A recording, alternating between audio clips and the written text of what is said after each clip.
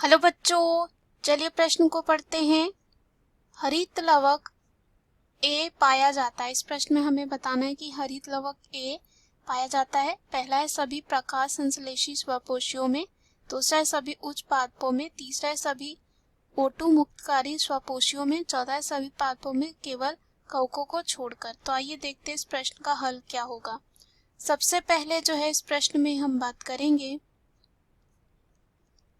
मुख्य अवधारणा की।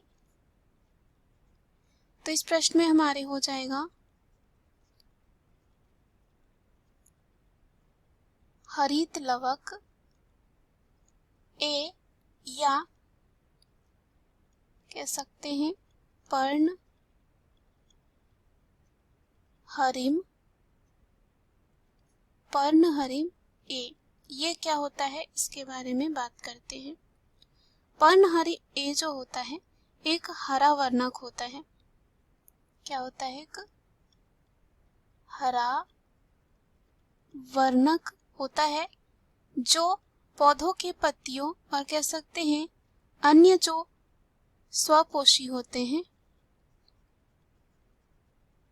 पौधों की पत्तियों और अन्य जो स्वपोषी होते हैं जो अपना भोजन स्वयं बनाते हैं उनमें पाया जाता है।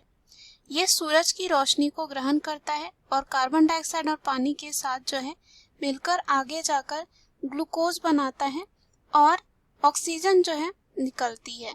तो इसी को जो है हम कहते हैं प्रकाश संश्लेषण की प्रक्रिया। तो अगर हम इसके सूत्र की बात करें प्रकाश संश्लेषण प्रक्रिया की, तो कुछ इस प्रकार होता है। इसके सूत्र को लिखे प्रकाश संश्लेषण की, तो इसमें देखा जाता है 6 कार्बन डाइऑक्साइड, 12 जो है अणु जल के, उसके बाद सूर्य का प्रकाश, साथ ही साथ होता है पर्णहरिम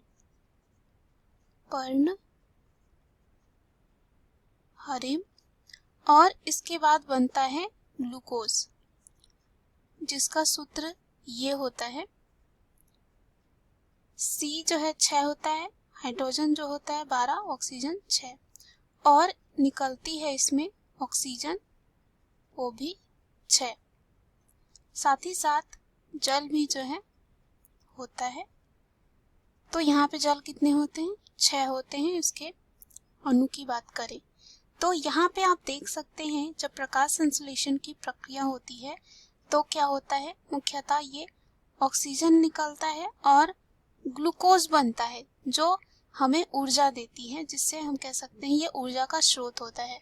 और ये जो ऑक्सीजन होता है सभी जीवित प्राणियों के श्वसन क्रिया में उपयोग की जाती है। जब हम सांस लेते हैं तो ऑक्सीजन को हम लेते हैं।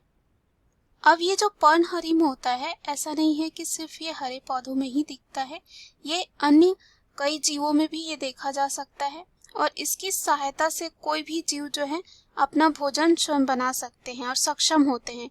इसलिए यह प्रकाश संश्लेषक रूपों को जारी करने वाले कह सकते हैं सभी ऑक्सीजन में कह सकते हैं मौजूद हैं और कह सकते हैं कि ये जो हरित लवक ए होता है वो सभी ऑक्सीजन मुक्तकारी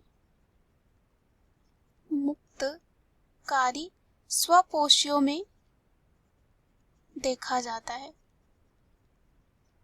जो भी प्रकाश संश्लेषण की प्रक्रिया करेंगे और जिससे क्या निकलेगा, क्या मुक्त होगा, यहाँ पे ऑक्सीजन। तो ऑक्सीजन जो है मुक्तकारी स्वपोषियों में ये हरित लवक ए देखा जाता है जो अपना भोजन स्वयं बना सकते हैं। तो यहाँ पे अगर हम पहले विकल्प की बात करें तो सभी प्रकाश संश्लेषी स्वपोषियों में, तो यहाँ पे क्या होता है, यहाँ पे बात करें जो हरित लवक ए होता है वो यहाँ कह सकते हैं सामान्य रूप से सारे जो पौधे होते हैं स्वपोषी पौधे होते हैं उनमें वितरित होता है। और भी होते हैं हरित लवक जैसे कि ए, बी और सी। तो ज्यादातर ए जो है कह सकते हैं व्यापक रूप से जो स्वपोषी पौधे होते हैं उनमें देखा जाता है। अब यहाँ पे अगर बात करें सभी प्रकाश संश्लेषी स्वपोषियों में बोला गया है, तो ऐसा जरूरी नहीं है कि जितने सारे प्रकाश संश्लेषी स्वपोषी होते हैं उनमें देखा जाता है। कुछ जो है स्वपोषी वो रसायनी संश्लेषक भी होते हैं, संश्लेषक भी होंगे। तो ये क्या करेंगे, रसायन का उपयोग करेंगे अपने भोजन को बनाने के लिए यहाँ पे, और कह सकते हैं ये प्रक्रिया का उपयोग करेंगे, रसायनी संश्लेषक कहलाएंगे जो रसायन का उपयोग करेंगे। तो यहाँ पर ये विकल्प क्या हो जाता है, गलत, क्योंकि जरूरी नहीं कि जितने सारे प्रकाश संश्लेषी स्वपोषी हैं उनमें ये देखा जाए। दूसरा है सभी उच्च पादपों में। तो सारे उच्च पादपों में हम नहीं कह सकते हैं कि हरित लवक ए जो है पाया जाता है, जैसा कि अभी हमने देखा कुछ जो है रसायनी संश्लेषक भी हो सकते हैं। तीसरा है सभी O2 मुक्तकारी स्वपोषियों में। तो इस प्रश्न का जो सही उत्तर हो जाएगा सी हो जाएगा, क्योंकि हमने देखा जब प्रकाश संश्लेषण की प्रक्रिया होती है तो जो भी करता है वो उसमें क्या निकलता है, ऑक्सीजन निकलता है, और जितने सारे ऑक्सीजन मुक्तकारी स्वपोषी होते हैं उनमें हरित लवक ए जो है पाया जाता है। चौथा है सभी पादपों में केवल कवकों को छोड़कर। तो सभी पादपों में नहीं, हमने देखा कुछ जो है रासायनिक संश्लेषक भी हो सकते हैं, और कवक में तो ये होता ही नहीं है। तो यहाँ पे क्या हो जाएगा, डी भी गलत हो जाएगा।